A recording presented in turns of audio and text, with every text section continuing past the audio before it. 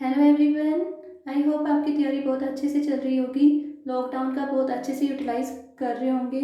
लेकिन आज मैं कुछ भी न्यू नहीं पढ़ाऊंगी। जो अभी तक हमने वर्क अकाउंट्स में पढ़ा है उससे रिलेटेड कुछ प्रैक्टिकल क्वेश्चंस कराऊंगी in the form of a quiz. इस क्विज में मैंने 10 क्वेश्चंस लिए हैं जिन्हें आपको खुद सॉल्व करना है। सॉल्व करने के बाद ही एक्सप्लेनेशन सुननी है, तभी आपको इस वीडियो का 100% बेनिफिट होगा। जिन्होंने अभी तक वर्क अकाउंट्स का कंसेप्ट नहीं पढ़ा है उनके लिए मैंने डिस्क्रिप्शन बॉक्स में वीडियो लिंक्स डाल दिए हैं। आप वर्क अकाउंट्स वहाँ से पढ़ सकते हो। उसी के बाद क्विज में पार्टिसिपेट करोगे तभी आपको बेनिफिट होगा। क्लियर है? अब हम स्टार्ट करते हैं अपना क्विज। लेकिन उससे पहले भी कुछ पॉइंट्स हैं जो आपको ध्यान रखने हैं। एक तो आपके पास पेन और पेपर होना चाहिए, तभी आप क्वेश्चन सॉल्व कर पाओगे। सेकंड, मैं टाइमर चलाऊंगी, उसी टाइम में आपको क्वेश्चन सॉल्व करना है। लेकिन अगर आपको टाइम कम लगता है तो आप वीडियो को पॉज कर सकते हो और फिर क्वेश्चन को सॉल्व कर सकते हो। लेकिन चीटिंग मत करना और क्वेश्चन को खुद पहले ट्राई करना, तभी आपके कंसेप्ट क्लियर होंगे। क्लियर है? तो फिर स्टार्ट करते हैं अपना क्विज। और अपना स्कोर ज़रूर शेयर करना out of 10। All the very best. Start करते हैं फिर। ये रहा आपकी स्क्रीन पर question number 1। Read it and try to solve it. Your time starts now.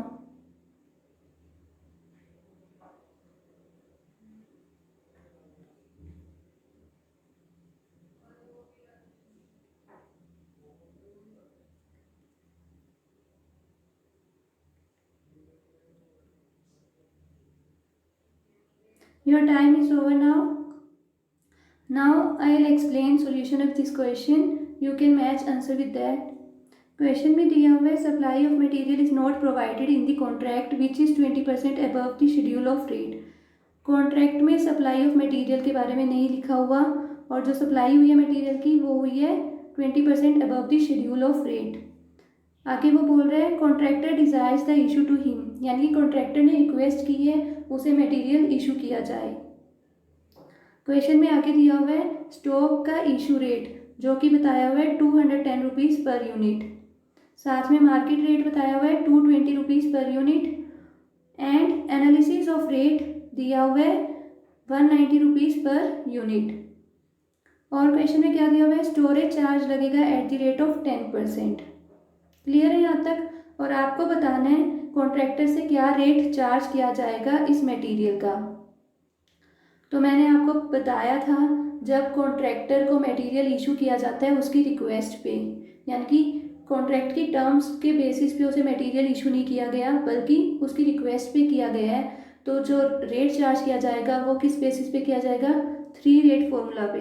ये मैं आपको पढ़ा चुकी हूँ पहले भी।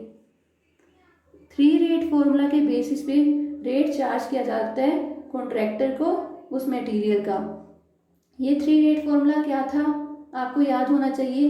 इसमें हम 3 रेट को कंपेयर करते हैं, जो हाईएस्ट होता है वो रेट कॉन्ट्रैक्टर से चार्ज किया जाता है। कौन कौन सा रेट हम कंपेयर करते हैं? एक तो करते हैं issue rate plus storage charge उसमें। सेकंड हम लेते हैं रेट मार्केट रेट और एक होता है एनालिसिस रेट जिसमें हम प्लस माइनस करते हैं percentage of schedule of rate. Clear है? हम इन 3 रेट्स को कंपेयर करते हैं, जो इनमें से हाईएस्ट होता है वो हमारा रेट होता है जो कॉन्ट्रैक्टर को चार्ज किया जाता है। तो अब हमें ये तीनों रेट्स कैलकुलेट करने हैं और देखना है कौन सा इनमें से हाईएस्ट है। तो सबसे पहले हम इशू रेट की बात करते हैं। इशू रेट दिया हुआ है 210 रुपीज़ पर यूनिट या और स्टोरेज चार्ज दिया हुआ है एट द रेट ऑफ 10%। तो हमारा ये आ जाएगा 210 प्लस 10% ऑफ 210। कैलकुलेट करो इसको। 210 प्लस 21 ये कितना आ जाएगा? 231। यानी कि हमारा जो इशू रेट आया है वो आया है 231। अब हम लेंगे मार्केट रेट। मार्केट रेट को हम एज इट इज़ ले लेंगे क्योंकि उसमें कुछ भी हमें प्लस माइनस नहीं करना। तो ये आ गया 220 rupees. Next is analysis of rate. Analysis of rate जब हम निकालते हैं तो हम साथ में प्लस माइनस करते हैं percentage of schedule of rate. तो यहाँ पे कितनी परसेंटेज दी हुई है? 20% above the schedule of rate. तो अबव दिया हुआ है तो हम प्लस करेंगे। तो यानी कि यहाँ पे हो जाएगा 190 प्लस 20% ऑफ 190। कैलकुलेट करो इसे, ये आ जाएगा 190 प्लस 38, यानी कि हो जाएगा हमारा 228। तो हमारा एनालिसिस ऑफ रेट आया 228। तो हमें तीनों रेट मिल गए। अब तीनों को कंपेयर करेंगे तो हमारा हाईएस्ट कौन सा आ रहा है, इशू रेट, यानी कि 231 रुपीज़। तो हमारा आंसर क्या आ जाएगा, 231 रुपीज़, यानी कि ये रेट चार्ज किया जाएगा कॉन्ट्रैक्टर से। क्लियर है। ये रहा क्वेश्चन नंबर 2, सॉल्व करो इसे। Your time starts now.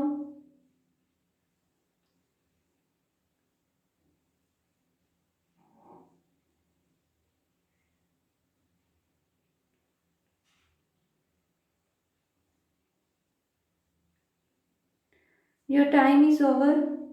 Easy था ये वाला क्वेश्चन। तो क्वेश्चन में क्या बोला हुआ है, 2 metric ton of cement was issue to a contractor for work. Issue rate of the cement was rupees 8,000 per metric ton. Stipulated rate in the contract was rupees 10,000 per metric ton. What is the amount to be recovered in the running account bill?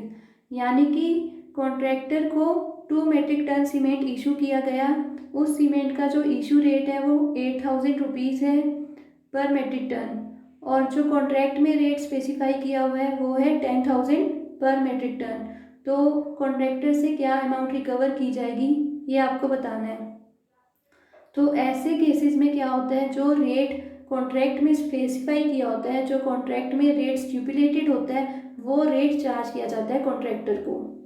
ठीक है, तो हम कौन सा rate consider करेंगे, ये वाला। ये सब चीज़ें मैं पढ़ा चुकी हूँ आपको। तो हम कौन सा रेट चार्ज करेंगे, 10,000 रुपीज़ वाला। तो 10,000 पर मेट्रिक टन है, और कितना मेट्रिक टन है, 2 मेट्रिक टन उनसे इशू किया गया है। तो कितना हो जाएगा अमाउंट, 2 इंटू 10,000, तो ये आ जाएगा 20,000। तो हमारा आंसर कितना हो गया, 20,000। तो ये आंसर होगा। क्लियर है। Now question number 3, try to solve it. Your time starts now.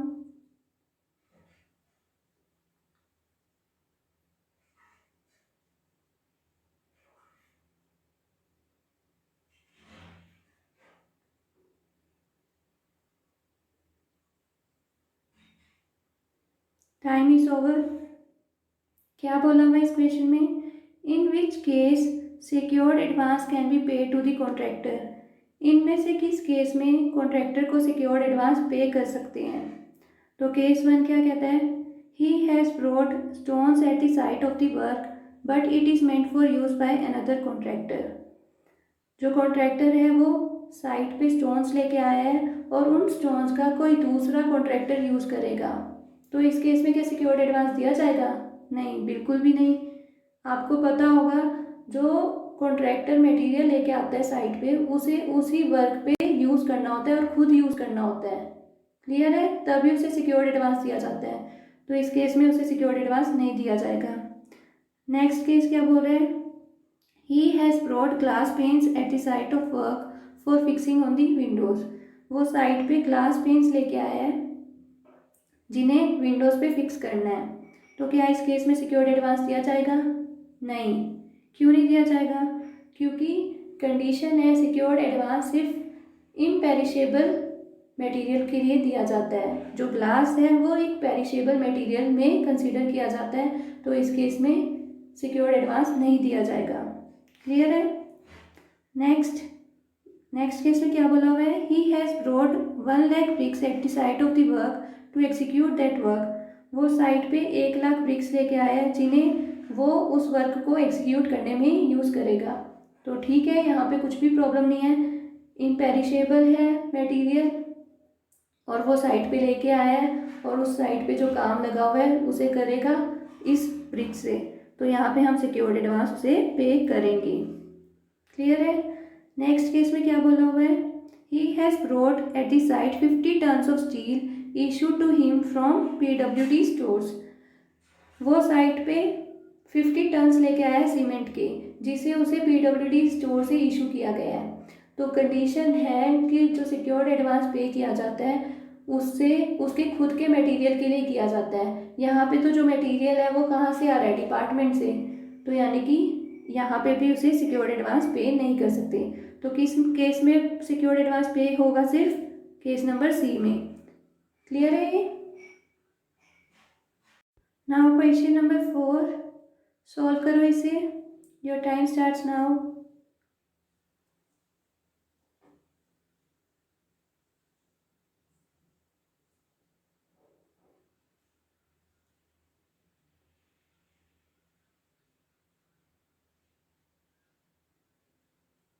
Time is over. बहुत अच्छा क्वेश्चन है ये, तो आपको पक्का, मेरे को पता है सबने कर लिया होगा। बहुत इजी भी है क्योंकि ये कंसेप्ट मैंने 2-3 बार रिपीट करा है। तो क्वेश्चन में क्या दिया हुआ है, the contractor has brought to site 100 bags of material X for the bona fide use in the work for which secured advance is to be paid to him taking the assessed rate 800 rupees per bag and the tender rate of the material was ₹1000 per bag. What is the rate at which secured advance is to be paid? तो क्या बोला है इसमें, जो contractor है वो site पे 100 bags लेके आया मटेरियल एक्स के, जिससे वो उस काम को करने में यूज़ करेगा, जिसके लिए उसे सिक्योर्ड एडवांस पे किया गया है। जो एसेस्ड रेट है इस मटेरियल का वो है 800 रुपीज़ पर बैग, और जो टेंडर रेट है वो है 1000 रुपीज़ पर बैग। तो पूछ रहे हैं कि कौन सा रेट चार्ज किया जाएगा सिक्योर्ड एडवांस का। तो आप बताओ इसमें क्या होगा। ये 2 रेट दिए हुए हैं, एक तो असेस्ड रेट है 800 और एक रेट दिया हुआ है 1000। तो हम इन दोनों में से कौन सा कंसीडर करते हैं, जो कम होता है, यानी कि ये वाला रेट लेंगे, ये वाला नेग्लेक्ट कर देंगे। अब सिक्योर्ड एडवांस जो पे किया जाता है इस रेट का भी हम क्या लेते हैं 90%। तो 90% ऑफ 800 यानी कि कितना आ जाएगा 720। तो हम जो रेट चार्ज करेंगे वो उसे क्या करेंगे 720 रुपीज़ पर बैग। तो आंसर क्या हो गया 720 रुपीज़ पर बैग। क्लियर है, बहुत इजी था ये question. Next is question number 5, try to solve it. Your time starts now.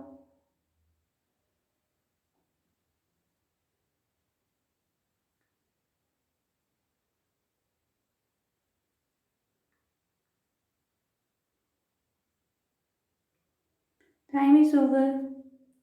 Question में क्या दिया हुआ है, if the value of work done since previous bill is ₹1 lakh, what is the amount of income tax to be recovered. Very easy question.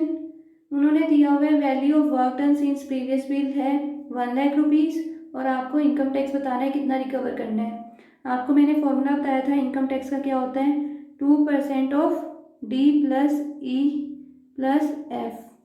यहाँ पे हमें value of work done since previous bill दिया हुआ है, यानी कि हमें F दिया हुआ है। F कितना है 1 लाख रुपीज़। D और E दिया नहीं हुआ तो हम इन्हें ज़ीरो कंसीडर करेंगे। तो यानी कि हमारे पास इनकम टैक्स जो आएगा वो कितना आएगा 2% ऑफ 1 लाख। तो कितना हो जाएगा ये 2000 रुपीज़, यानी कि 2000 रुपीज़ एज इनकम टैक्स उसे रिकवर किया जाएगा। तो आंसर इज ए। क्लियर है। Next is question number 6, solve करो इसे। Your time starts now.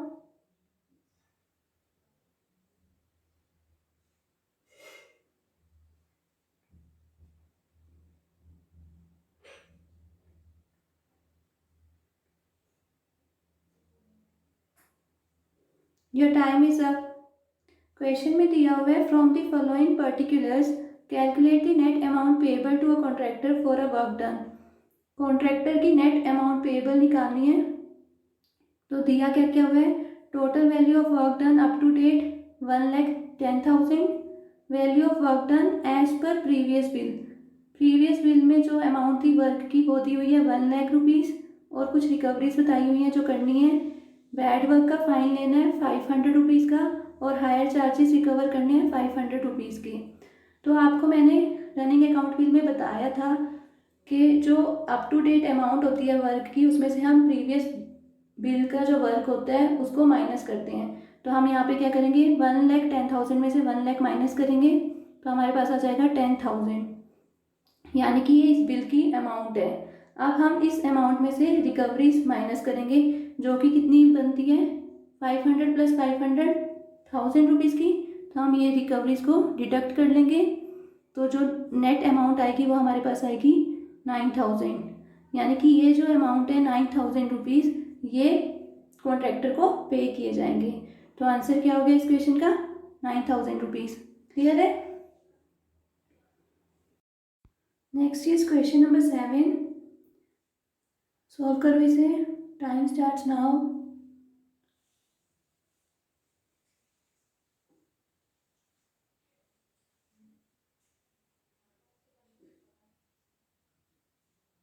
Time is over. इसमें क्या दिया हुआ है क्वेश्चन में?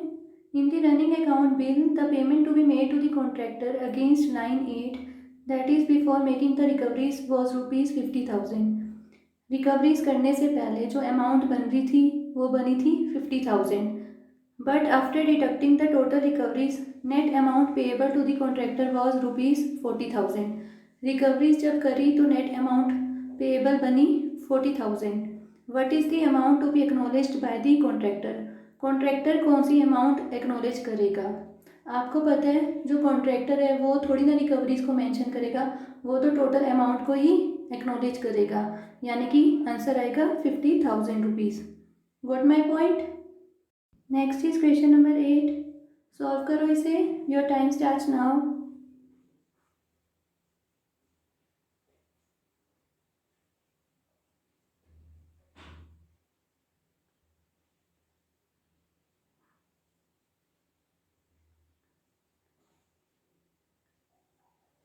Time is over. क्या दिया हुआ क्वेश्चन में? 10 bags of X was issued to the contractor at ₹100 per bag. The contractor utilized 9 bags on the work and sold the 10th bag.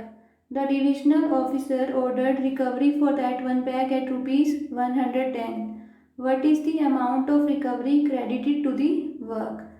यहाँ बताया हुआ है जो कॉन्ट्रैक्टर है उसे 10 बैग्स इशू किए गए और रेट क्या चार्ज किया गया उसे? ₹100 पर bag.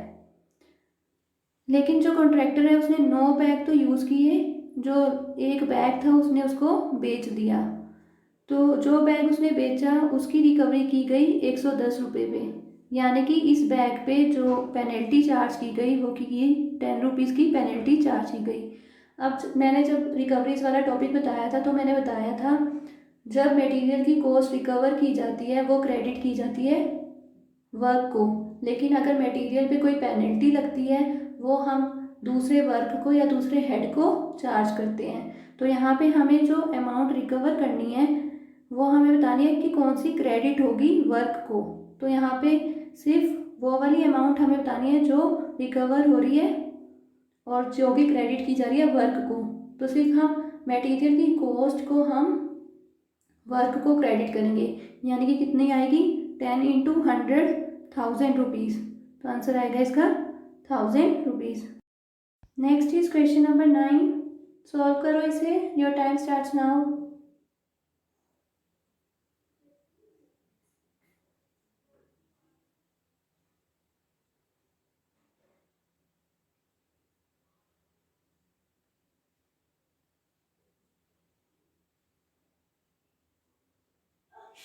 Your time is over. Question में दिया हुआ है 10 bags of X was issued to the contractor at ₹100 per bag. The contractor utilized 9 bags on the work and sold the 10th bag. The divisional officer ordered recovery for that one bag at ₹110.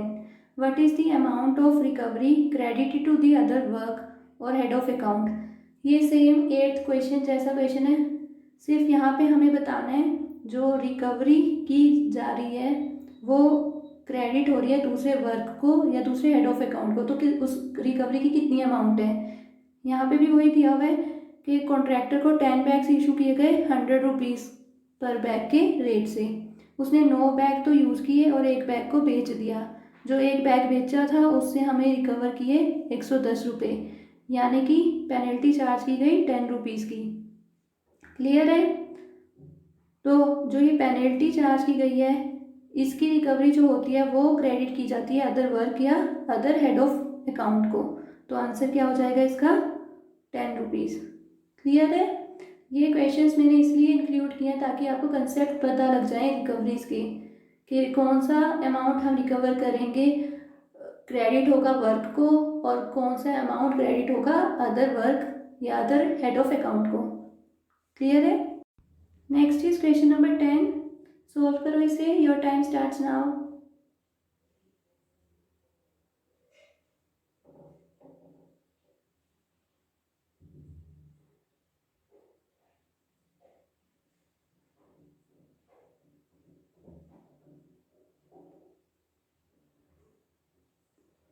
Time is over. Question में क्या दिया हुआ है, while preparing the second running account bill of the contractor following recoveries are to be made. पहली recovery क्या दी हुई है, cost of cement issue to the work, उसे सीमेंट इशू किया गया वर्क के लिए 1000 रुपीज़ का। Cost of cement steel supply to another work, steel supply की गई है उसे अनदर वर्क के लिए जिसकी कॉस्ट है 2000 rupees. Fine for bad work, bad work के लिए उसे फ़ाइन लगाया गया है 1000 रुपीज़ का। फाइन फॉर डिले, डिले की वजह से फ़ाइन लगा है उसे 1000 रुपीज़ का। आपको बताना है amount to be return in column 8B, यानी कि कौन सी रिकवरीज हैं जो क्रेडिट होंगी अदर वर्क्स को या अदर हेड ऑफ अकाउंट्स को। क्लियर है। तो यहाँ पे 4 रिकवरीज हैं, तो हमें देखना है कि कौन कौन सी रिकवरी क्रेडिट होती है अदर वर्क्स को और उनका टोटल अमाउंट बनाना है। तो पहली देखते हैं हम रिकवरी जो दी हुई है वो है cost of cement issue to the work, जो सीमेंट है वो इशू किया है वर्क को, तो इसकी जो रिकवरी होगी वो तो वर्क को क्रेडिट होगी, लेकिन हमें बतानी है जो अदर वर्क्स को क्रेडिट हो रही है, तो ये वाली रिकवरी हम नहीं लेंगे। Next, cost of steel supply to another work, steel supply हो रही है अनदर वर्क को, तो इसकी जो कॉस्ट है वो रिकवर होगी अदर वर्क को, यानी कि अदर वर्क को हम क्रेडिट करेंगे, तो ये वाली रिकवरी हम लेंगे। Next is fine for bad work, जब भी बैड वर्क या डिफेक्टिव वर्क के लिए फ़ाइन लगता है वो क्रेडिट किया जाता है वर्क को, तो हम इसे भी नहीं लेंगे। लेकिन जो फ़ाइन होता है डीले का उसे हम क्रेडिट करते हैं अदर हेड ऑफ अकाउंट्स को, तो हम इस रिकवरी को लेंगे। यानी कि 2 रिकवरीज हमें लेनी है यहाँ पे, cost of steel supply to another work and fine for delay. तो हमारी अमाउंट कितनी हो जाएगी, 2000 + 1000 = 3000, तो आंसर क्या आ जाएगा 3000, सॉरी, तो आंसर क्या हमारा बनेगा 3000 रुपीज़। क्लियर है। बहुत अच्छे क्वेश्चंस मैंने डाले हैं इसमें ताकि आपको कंसेप्ट्स क्लियर हो जो अभी तक हमने पढ़ा था। मैं होप करती हूँ आपने अच्छे से टेस्ट को एज अ टेस्ट ही किया होगा, कोई चीटिंग नहीं की होगी। आप अपना प्लीज़ स्कोर ज़रूर शेयर करना कमेंट सेक्शन में। Thank you.